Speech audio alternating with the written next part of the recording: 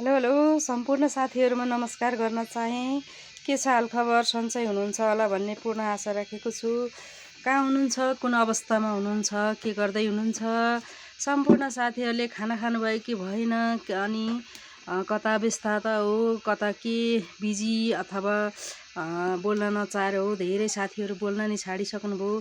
ल साथीहरु, म चाहिँ आज हेर्नु त यो गाउँले चुलोमा रातो पारेर लिपेर अनि खेरि टक्क पारेर यहाँ आगोमा ठक्क मासु पकाउन सुरुवात गर्दैछु है साथीहरु। यो चाहिँ भालेको मासु, हेर्नु त प्योर लोकलको मासु।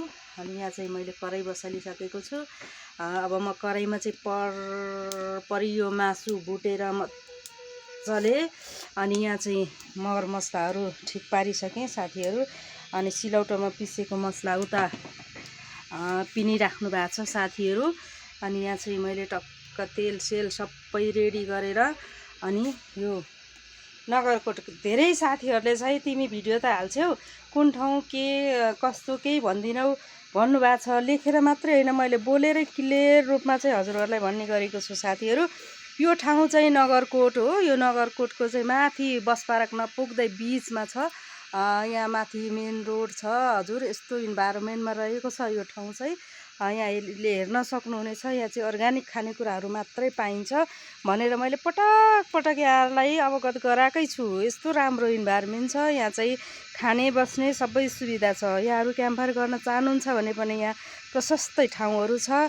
अनि यहाँ चाहिँ आएर यहाँ आफै कुखुरा काटेर खाने, अनि ढिँडो पकाएर खाने, आगोमा खानुहुन्छ कि ग्यासमा खानुहुन्छ कि यहाँहरूको सो इच्छा अनुसारले चाहिँ हामीले यहाँ यसरी उपलब्ध गराएका छौँ। तपाईहरू आउन सक्नुहुन्छ। तपाईहरूको अब कुनै पनि पिकनिक छ भने पनि हाम्रो स्पोट स्पेसल खालको छ।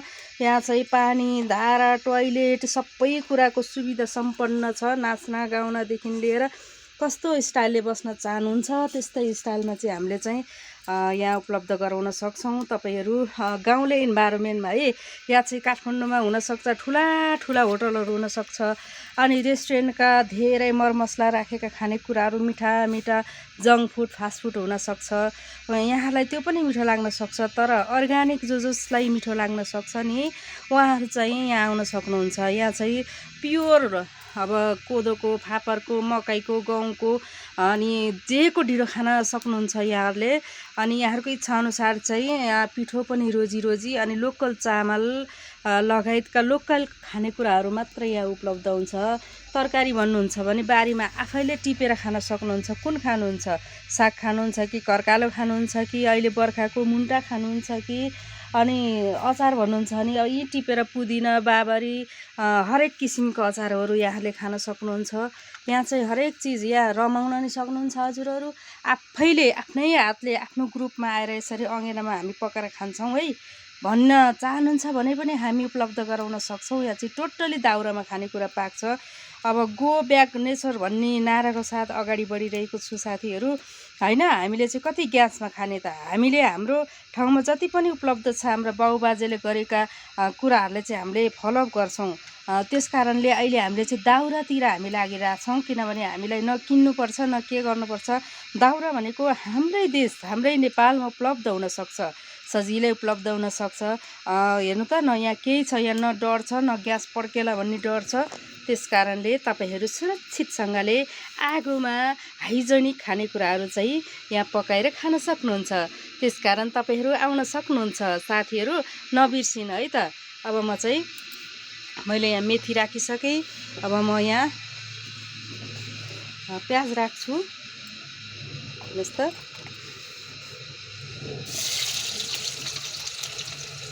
प्याज राख्छु म। भिडियो चाहिँ हल्लिन सक्छ है, मैले एउटा हातले भिडियो खिचेर। अनि यो चाहिँ अर्ग्यानिक लसुन, हेर्नु त यो अर्ग्यानिक लसुन हो। यो चाहिँ म पोटी नै राख्छु हजुर। यो गोलेको बेरा पनि मेरो आफ्नै बारीमा फलेको, मैले आफैले फलाएको हो साथीहरू।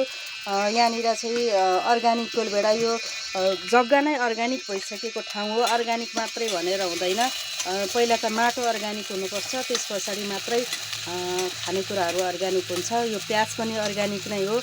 जति सुकै भए पनि त्यस्तो खालको हुन्छ। अनि यहाँ चाहिँ हेर्नुहोस् त, यो सिलौटोमा पिसेको मसला है साथीहरू, यस्तो छ।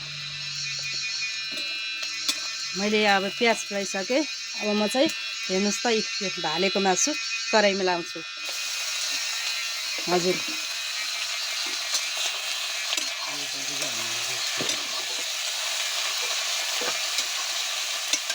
लाइभ पकाइरहेको छु। साथीहरू खाना आउनुहुन्छ।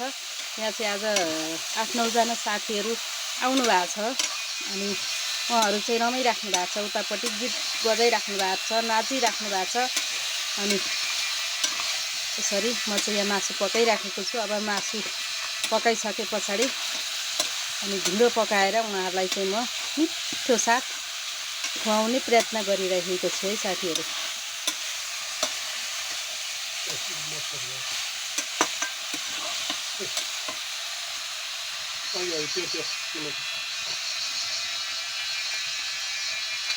यसमा चाहिँ जाइफल अनि 12 मसलाको धुलो टक्क राखेर मग बास्ना आउने गरिकन ठक्क पकाउने छु।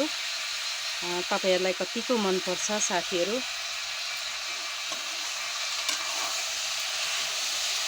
यो भाले पनि काहीँ किनेर ल्याएको होइन, यो चाहिँ मैले लोकल चल्ला सानैदेखि नै यहाँ बारीमा चराएर अनि फेरि दाना साना नदिकन पालेको भाले है साथीहरू। सुन्न सक्नुहुन्छ किराहरू यता वरिपरि कराइराखेको छ अनि प्राकृतिकमा रमाइराखेका छन् चराचुरुङ्गीहरू। अनि यहाँ चाहिँ तपाईको भाग्यमा छ भने यहाँ लाइभ जनावरहरू पनि हेर्न पाउनुहुनेछ। ल साथीहरू, भिडियो लामो हुन सक्छ। यो चाहिँ पार्ट 1।